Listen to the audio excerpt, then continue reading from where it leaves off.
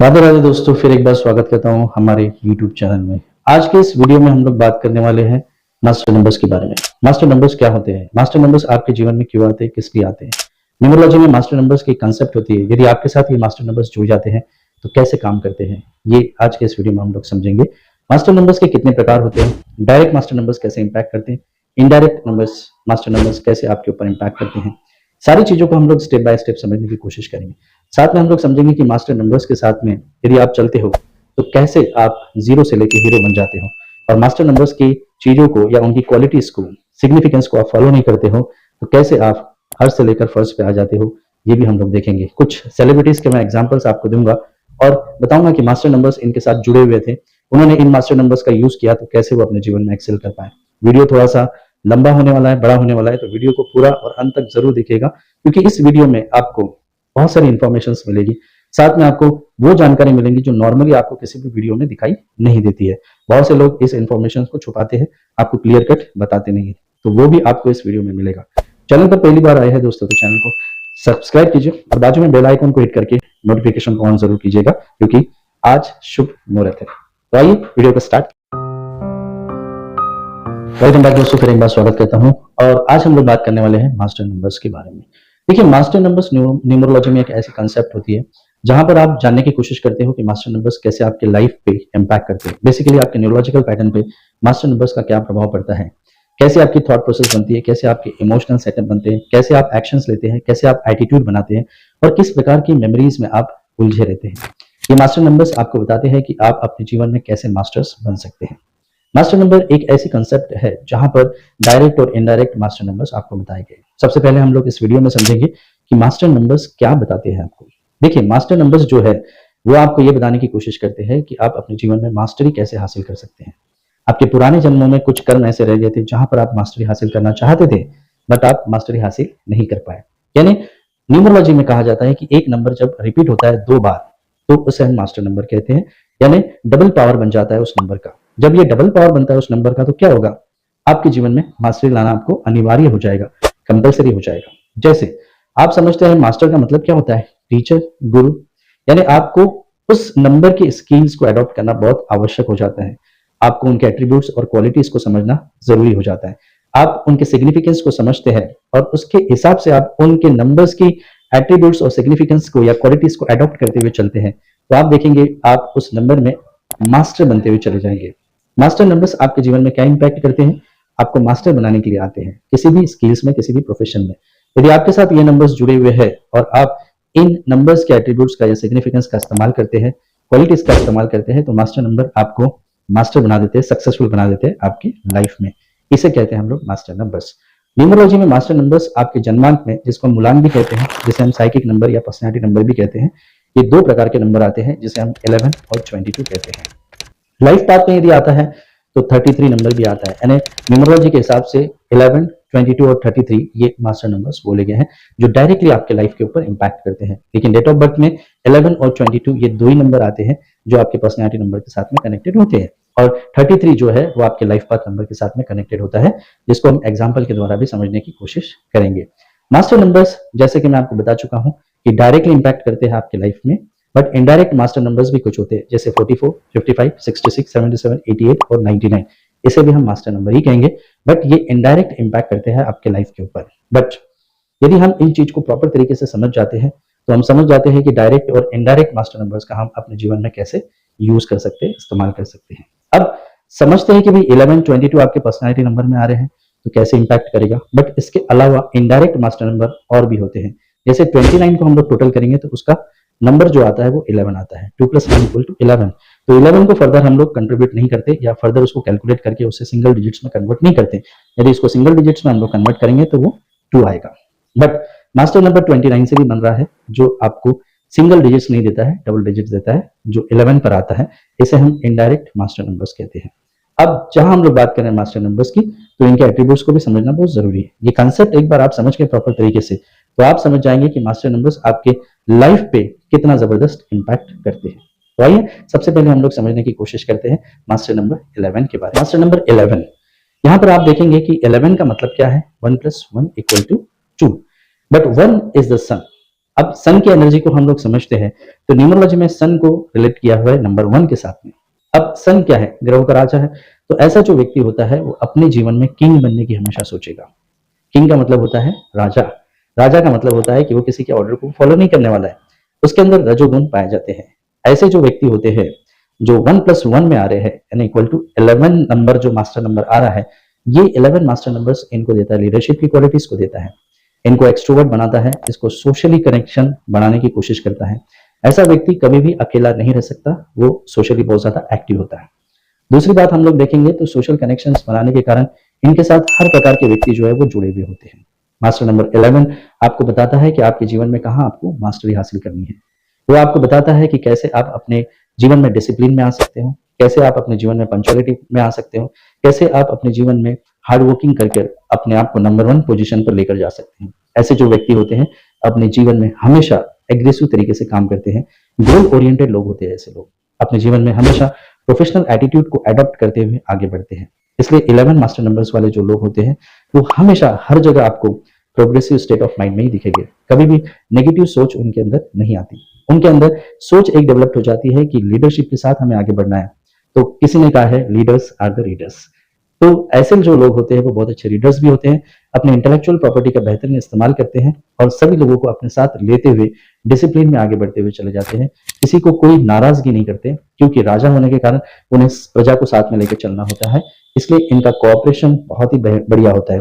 किसी के साथ कितनी भी कॉम्पिटिशंस हो लेकिन हेल्दी ईगो हमेशा मेंटेन करते हैं। इनका एनर्जी लेवल जो है वो बहुत ही बेहतरीन होता है। ऐसे होते हैं मास्टर नंबर 11 वाले लोग और इनके साथ एक स्पिरिचुअल अवेकनिंग हमेशा जुड़ी हुई होती है। कितने भी डाउनफॉल पे आ जाए, स्पिरिचुअल कनेक्शन बनाते ही ये अपने जीवन में प्रोग्रेस करना स्टार्ट कर देते हैं।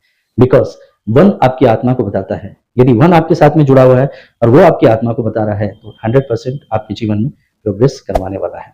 1 नंबर को डबल कर दिया जाए तो double punctuality, double discipline, double hard work इन्हें करना पड़ता है अपने जीवन में सफलता को प्राप्त करने के लिए। तो ऐसा कोई नंबर आपके साथ में जुड़ा हुआ है तो मुझे कमेंट बॉक्स में कमेंट डाल के जरूर बताइएगा। इन क्वालिटीज को अडॉप्ट करने की कोशिश कीजिए और जब आप इन क्वालिटीज को अडॉप्ट करते हैं तो आप देखेंगे आप अपने जीवन में हमेशा सफलता की तरफ अग्रसर होते हुए।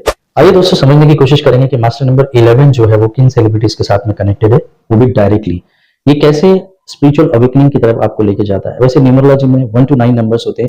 ये सारे नंबर्स जो है वो आपको स्पिरिचुअल कनेक्शंस की तरफ लेके जाते हैं, बट मास्टर नंबर्स जो है वो आपको स्पिरिचुअल अवेकनिंग की तरफ 100% लेके जाता है। आज हम लोग बात कर रहे हैं मास्टर नंबर 11 के बारे में।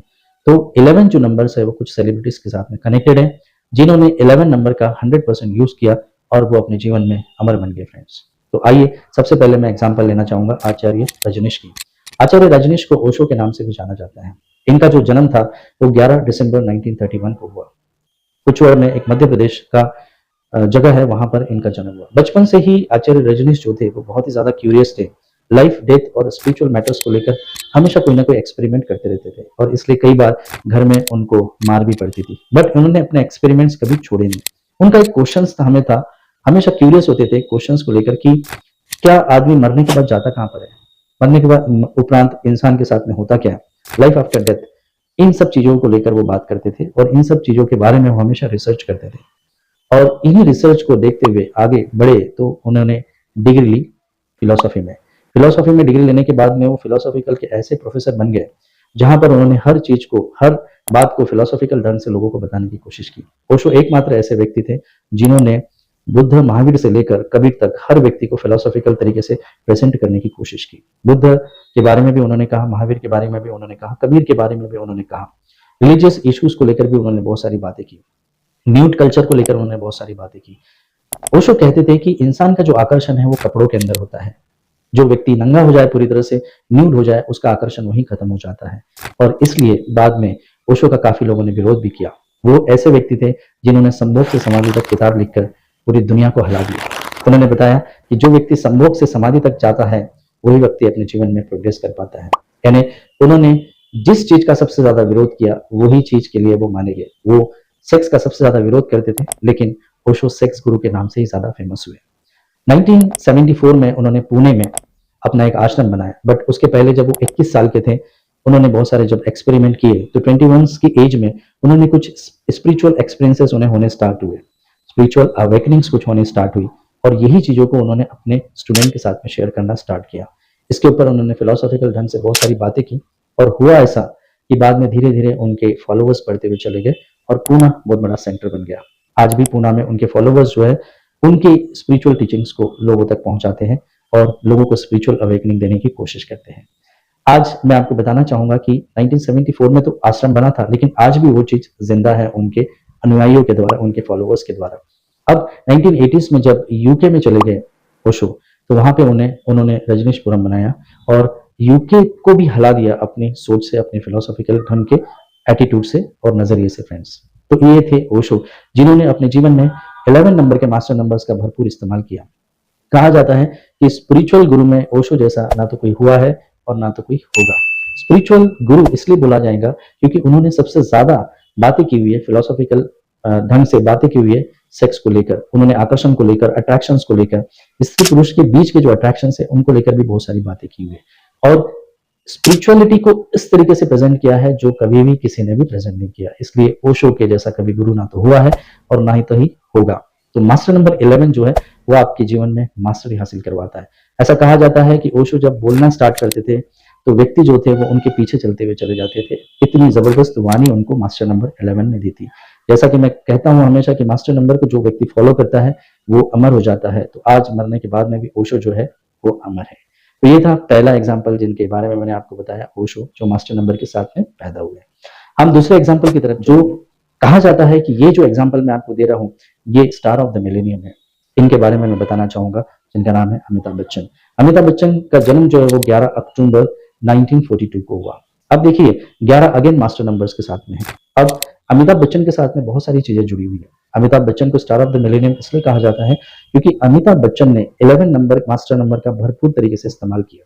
देखिए अमिताभ बच्चन बीएससी में ग्रेजुएट तो हुए थे, बट बचपन से उनके अंदर एक अलग ही प्रतिभा थी। उन्होंने जब स्पिरिचुअल अवेकनिंग की तरफ वो बढ़े तो उन्हें पता चला कि नौकरी करके कुछ नहीं होने वाला है। उन्होंने, उनके पिताजी जो बहुत अच्छे राइटर थे, स्वर्गीय हरिवंश राय बच्चन जी, इनकी बहुत सारी चीजें जो थी उन्होंने अडॉप्ट करना स्टार्ट किया हुआ।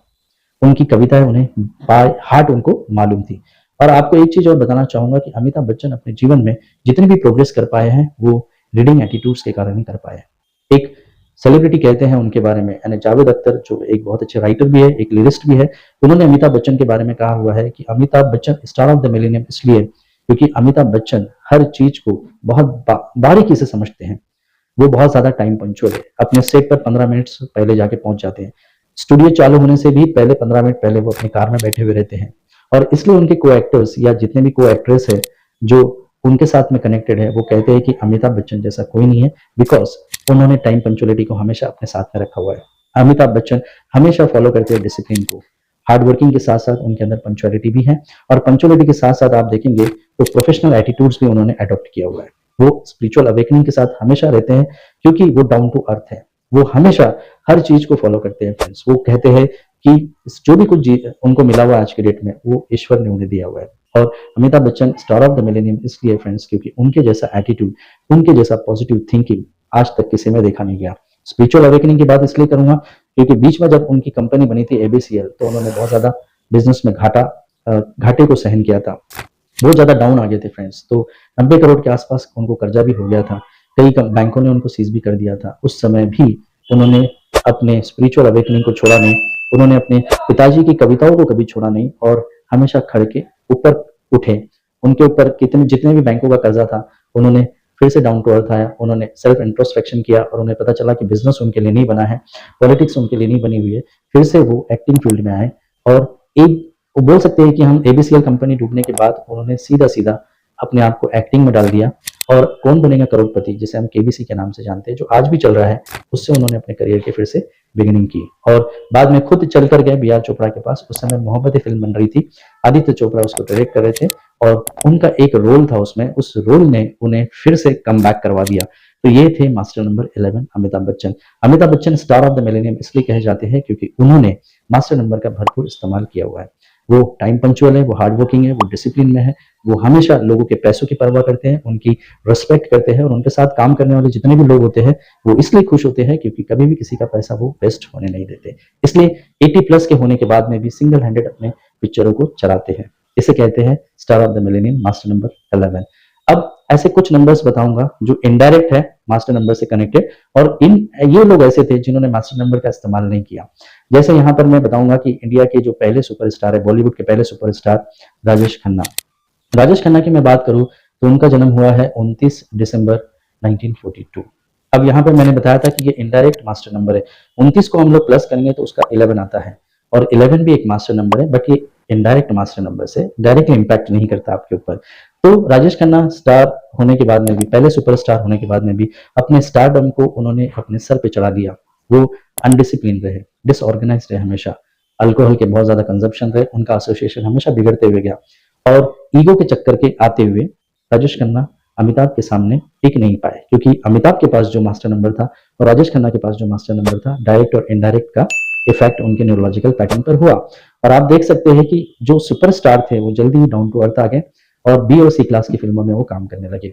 उन्होंने अपने आप को कभी भी ऑर्गेनाइज नहीं किया, डिसिप्लिन में नहीं आए, पंचुअलिटी में नहीं आए, हार्ड वर्किंग में नहीं आए फ्रेंड्स। पिक्चर हिट होती चलेगी, वो उनके भाग्य का खेल था, लेकिन उतने ही जल्दी वो नीचे भी आ गए फ्रेंड्स। ये होते हैं मास्टर नंबर। यदि आप मास्टर नंबर्स का भरपूर इस्तेमाल करते हैं तो वो आपको सक्सेस की ऊंचाइयों तक लेकर जाते हैं, और यदि आप उनका उपयोग नहीं कर पाते हैं तो वो आपको जमीन पर भी लेके आते हैं।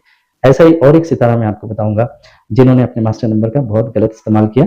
जब उन्हें रियलाइजेशन हुआ तो वो डाउन टू अर्थ आकर काम करना स्टार्ट कर दिए। हाँ दोस्तों, मैं बात कर रहा हूँ संजय दत्त की। संजय दत्त का जन्म हुआ है 29 जुलाई 1959 को।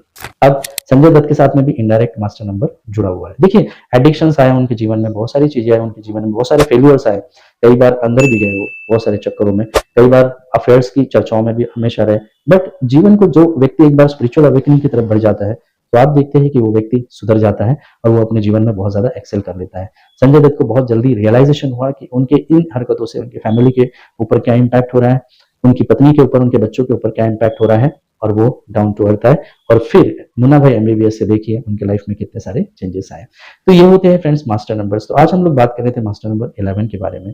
आने वाली सीरीज में मैं मास्टर नंबर 22 और मास्टर नंबर 33 के बारे में बात करूंगा, बट आज के लिए इतना ही। यदि आपके साथ में कोई मास्टर नंबर्स जुड़े हुए तो मुझे नीचे कमेंट बॉक्स में कमेंट डाल के जरूर बताइए फ्रेंड्स। आप एस्ट्रोलॉजी, न्यूमरोलॉजी, वास्तु में कोई कंसल्टेशन करवाना चाहते हैं तो नंबर मेरे फ्लैश हो रहे हैं, आप मुझे कॉल कर सकते हैं, संपर्क बना सकते हैं, कंसल्टेशन ले सकते हैं। और इसी तरह की जानकारी आप जानना चाहते हैं तो चैनल को सब्सक्राइब कीजिए। बिल्कुल शुभ मुहूर्त है, चैनल को सब्सक्राइब करके नोटिफिकेशन को ऑन जरूर कीजिएगा। मिलता हूं नेक्स्ट वीडियो में, तब तक के लिए।